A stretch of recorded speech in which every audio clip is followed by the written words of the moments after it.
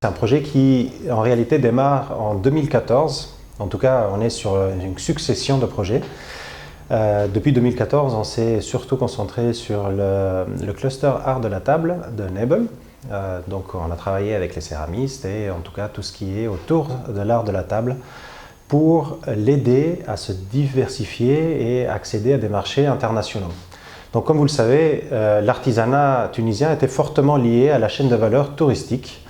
Avec les crises qu'on a connues et avec une chute de la fréquentation touristique, en tout cas de masse, c'est un secteur qui est devenu un petit peu, en tout cas en péril, avec aussi une disparition progressive de certains savoir-faire et donc un patrimoine et un héritage culturel fort, en tout cas qu'on essaie aujourd'hui de sauver en l'aidant à se mettre à niveau et à se différencier au niveau produit, au niveau technique de production, afin d'accéder à des marchés internationaux.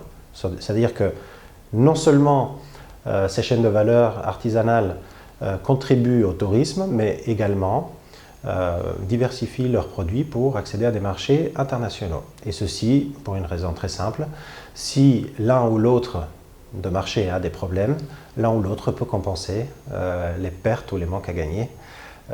Alors que si on était dans un monomarché, comme c'était le cas, on est dans une position de vulnérabilité.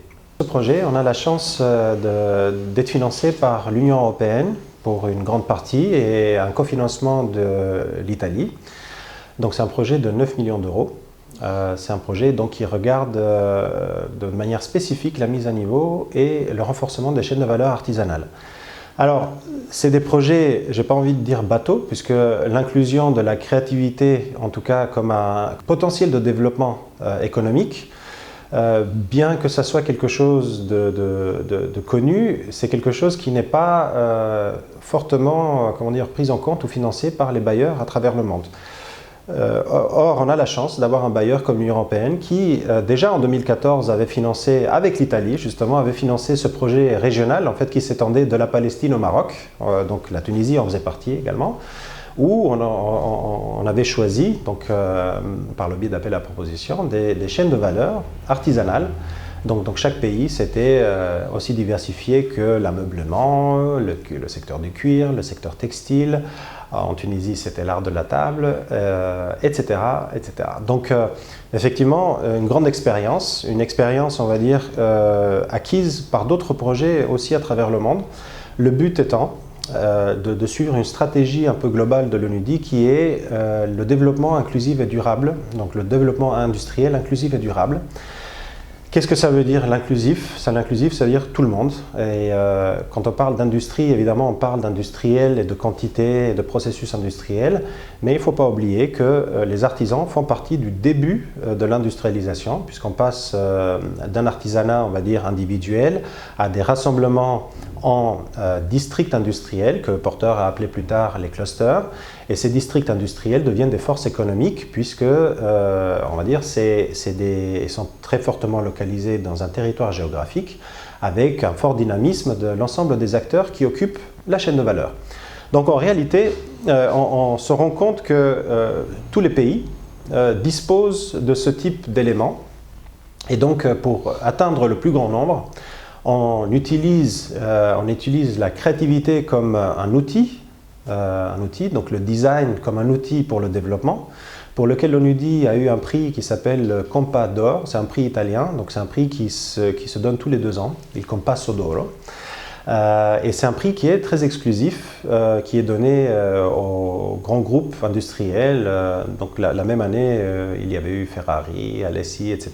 Et nous, l'ONUDI, avec notre expert Giulio Vinaccia, on avait eu le prix pour la méthodologie, donc l'utilisation du design comme un outil de développement.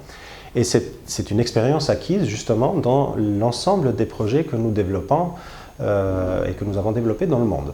Aujourd'hui, il y a un alignement des différentes stratégies dans le monde où on se rend compte finalement que miser que sur des substances finies, ça ne va pas être suffisant. Et donc miser sur la créativité humaine, puisqu'on est vivant, on est créatif, ça veut dire qu'on survit, eh bien c'est une ressource infinie. Encore faut-il parler de la créativité comme dans un cadre donné. Et donc, on parle, nous, à l'UNUDI, d'une institutionnalisation de la créativité. Qu'est-ce que ça veut dire en réalité? Ça veut dire l'interconnexion de différents acteurs. La créativité que vous pouvez définir comme un point de vue multidisciplinaire sur un problème donné. Donc, ça veut dire que non seulement on le regarde du point de vue des processus, mais également d'un point de vue qui n'est pas nécessairement évident au départ. Et donc, parfois, on obtient des solutions qui sont absolument radicales ou complètement à l'opposé de ce qui serait peut-être une logique marketing, où le design devient une méthodologie d'apport de solutions nouvelles, justement à cause ou grâce à cette multidisciplinarité. Et donc là, ça veut dire que derrière, on a une connexion des cerveaux, donc l'éducation d'un certain niveau, des savoir-faire, donc il y a la formation, on parle nécessairement de formation professionnelle, et on parle surtout de secteur privé, qui est la locomotive. Et donc tout ça sous l'œil bienveillant de l'État. Donc nous travaillons en Tunisie avec l'Office national de l'artisanat, les fédérations des artisans. En tout cas, on essaie le plus possible d'être inclusif dans les processus et vraiment connecter l'ensemble des acteurs. Donc c'est ça en réalité le projet, c'est une grande plateforme de connexion.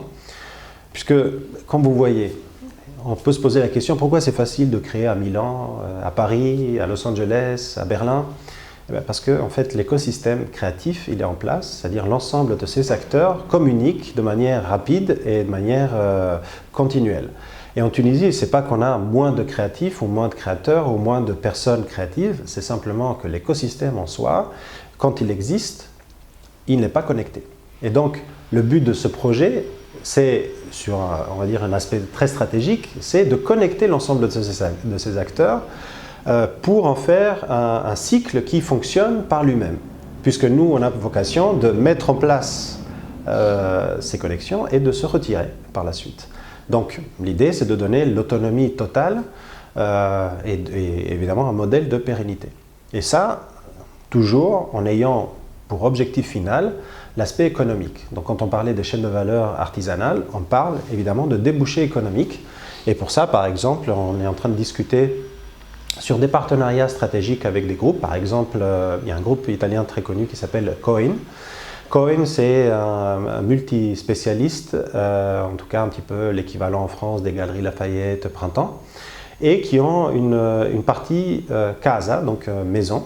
Et donc, ils étaient très intéressés en fait d'appuyer le projet du point de vue logistique, c'est-à-dire de nous apporter donc ces savoir-faire industriels, c'est-à-dire quand vous rentrez dans des considérations de chaîne d'approvisionnement et vous avez l'acheteur qui vous dit voilà, pour que j'achète, j'ai besoin de 1, 2, 3, 4, 5, et bien pour nous, c'est vraiment du pain béni, puisque les actions qui vont être mises en place vont être des actions très visées, très ciblées pour permettre à ces entreprises d'aller à un niveau requis par les acheteurs. Donc la sortie du projet en fait se prépare dès le début, on est vraiment au début, avec les chaînes de valeur qui ont été identifiées par le comité technique avec l'ensemble des parties prenantes.